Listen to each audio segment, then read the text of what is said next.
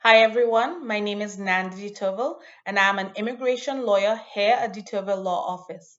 Today, I wish to provide you with a few updates in the world of Canadian immigration law that have occurred over the last 2 weeks.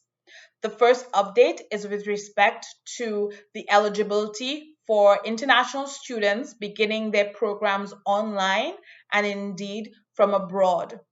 On August 26, 2020, it was announced that there were going to be some changes to the implementation of the eligibility rules with respect to post graduation work permits for students who needed to or wanted to start their Canadian study program from abroad or online. Typically, if you were starting a program online, you would not be eligible for as long a period of time on your post graduation work permit, or you might not be eligible at all for those work permits.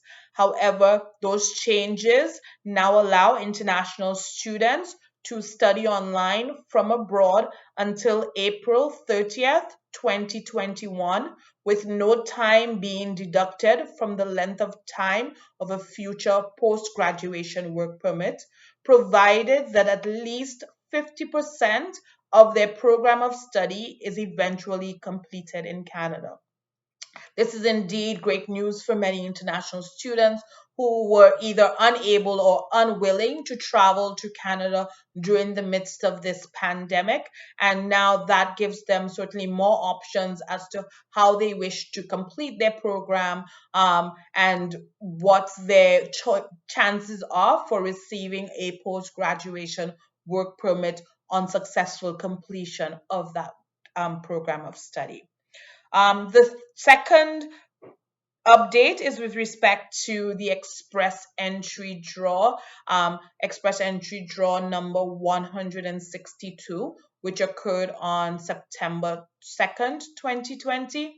And in that, invitations to apply for permanent residence under the express entry system were issued to 4,200 candidates, and those being candidates in all of the pools, all of the programs under the Express Entry system with a CRS score of at least 475. That is an amazing draw that occurred on that day. It was typically the draws have been numbering around 3,600 to 3,900. It's been that number in the last I would say, few years.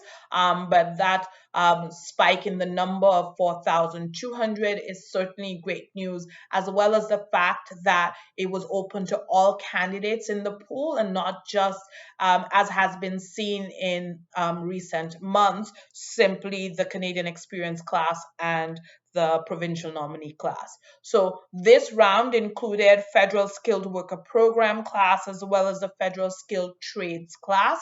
And that was very encouraging to many clients, learning that their numbers and their scores were being included in the rounds. The third update is with respect to the an announcement that came on September 3rd regarding assistance for those affected by the tragic explosion in Beirut. And as part of the Government of Canada's response to that tragedy, it was decided to make it easier and faster for Canadian citizens and permanent residents to return home, but also to prioritize visitor visa applications for immediate family members of Canadian citizens and permanent residents who have been personally affected by the explosion in Beirut. So that was great news coming from the Canadian government to help those families that were personally affected by that tragedy. Immediate family members in this circumstance refer to the spouses, wife, husband of Canadian citizens and permanent residents, as well as their common law partners, their dependent children, their parents, and step parents. And so that information coming out was really seen as great news from the Canadian government to help those families return to Canada and hopefully join their loved ones here. That's all for today. I hope this information was useful to you. Please feel free to connect with me on social media, either on LinkedIn, Facebook, Instagram, or Twitter, using the handle Deterville Law to find me, as well as subscribing to my website, detervillelaw.com, and you can contact me through those mediums as well. I hope again that this was useful, and I hope to hear from you soon. Do have a pleasant day. Bye bye.